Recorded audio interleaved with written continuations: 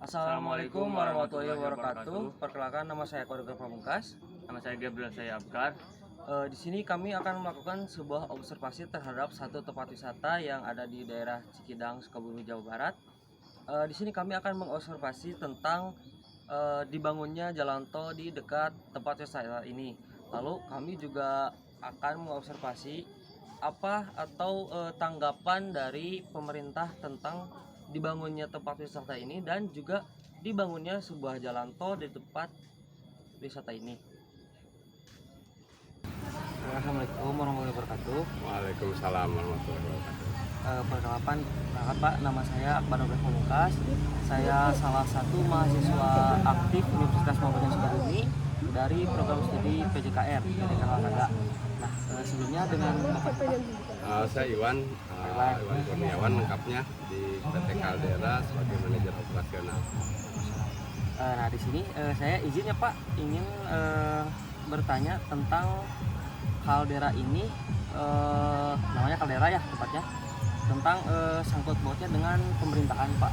Nah, jadi kan yang saya tahu nih, dalam Undang-Undang Nomor 10 Tahun 2009 itu, kalau tentang pariwisata menjelaskan bahwa pemerintah daerah itu meningkatkan potensi pariwisata seperti memfasilitasi, mendorong penanaman modal, pengembangan pariwisata, mengelola pariwisata juga. Nah, pada saat Caldera ini didirikan, apakah ini memang usulan dari pemerintah atau ada usulan dari seorang pengusaha atau masyarakat gitu?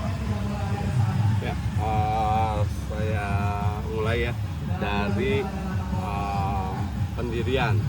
Oke. Caldera Indonesia pada saat pendiriannya awalnya adalah ini pariwisata minat khusus. Salah satu potensinya adalah sungai. Nah, pada tahun 95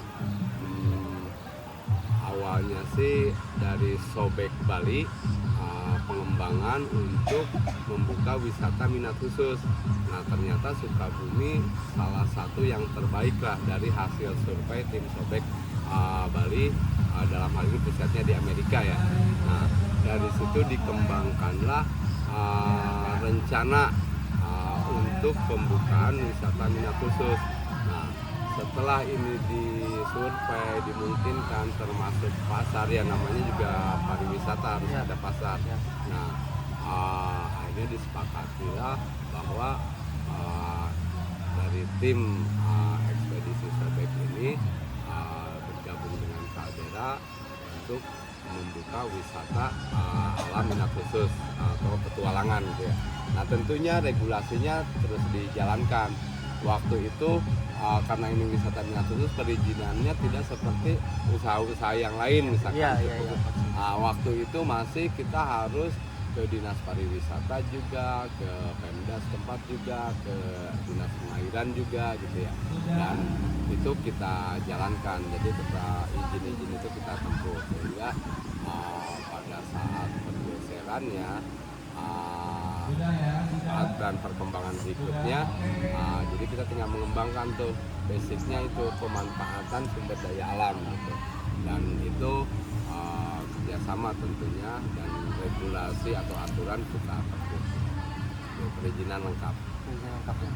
Lalu karena kan ini bersangkut paut dengan pemerintah ya Pak, jadi mungkin sekarang ada pembangunan jalan tol ya Pak, ada jalan tol. Nah, otomatis ada nggak Pak perbedaan dalam hal pajaknya nih? Kan mungkin sebelumnya sebelum adanya jalan tol ini, terus saat berdirinya Caldera ini, pajak terhadap pemerintahan itu bisa dikatakan masih normal. Nah, setelah adanya pembangunan jalan tol ini, apakah pajaknya masih normal atau ada perubahan dan tanggapan dari pemerintah tentang Caldera ini setelah adanya jalan tol gitu Pak? Ya, saya luruskan ya. Ini dua hal yang berbeda. Perkembangan dan pembangunan jalan tol dengan pajak yang ditetapkan.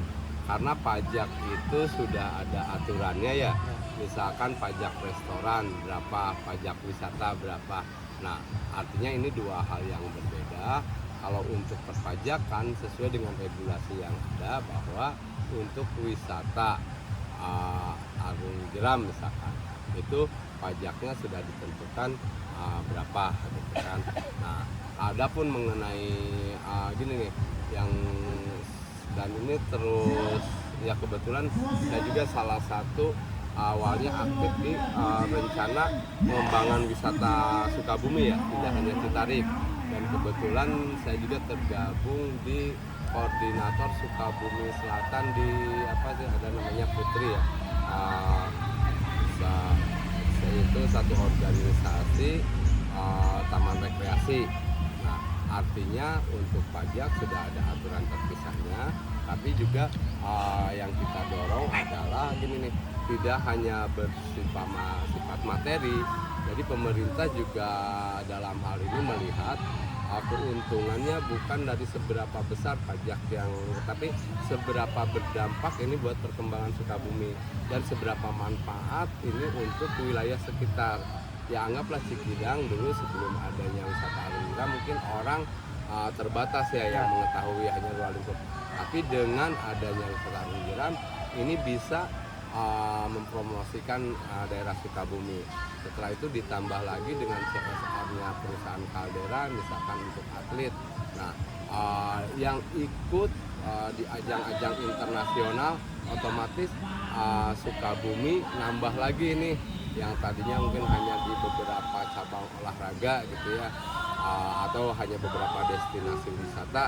Nah, dengan adanya kegiatan usaha Caldera ini bisa mendongkrak gitu.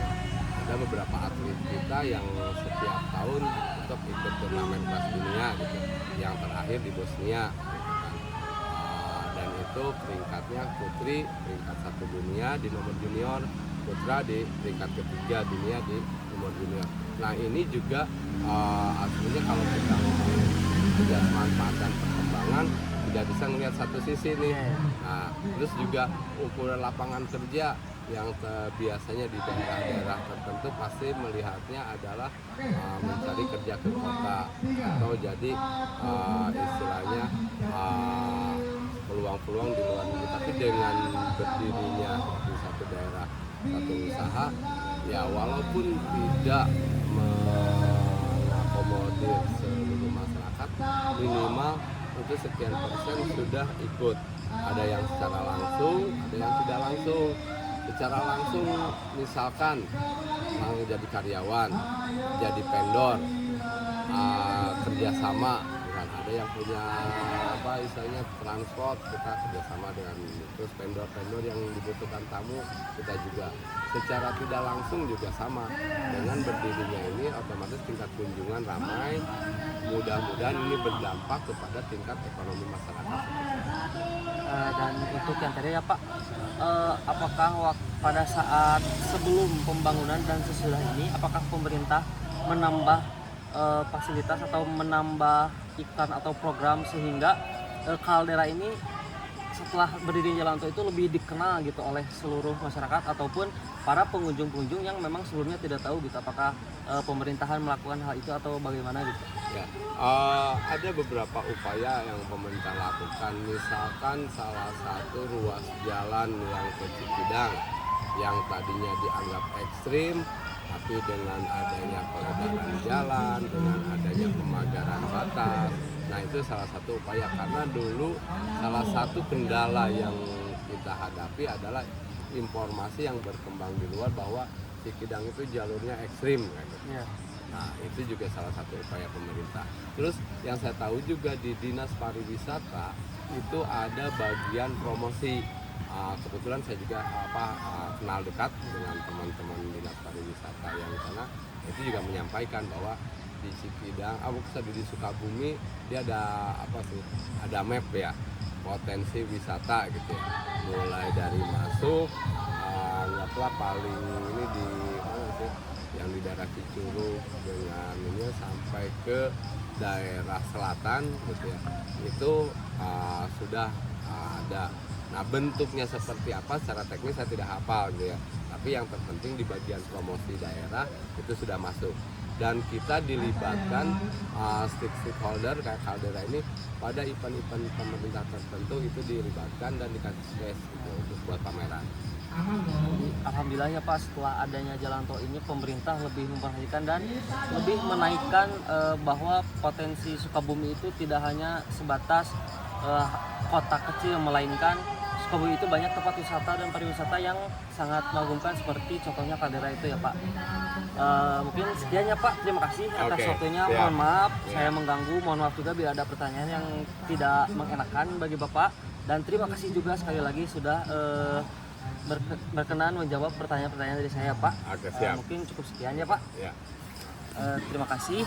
Mungkin cukup sekian. Mudah-mudahan jawaban dari Bapak Iwan dan tentang wawancara ini bisa bermanfaat bagi kita semua. Terima kasih. Nah, mungkin hanya itu yang dapat kami sampaikan. Mohon maaf atas segala kekurangan. Bila bisa bilhaq wasabiqul khairat. Wassalamualaikum warahmatullahi wabarakatuh.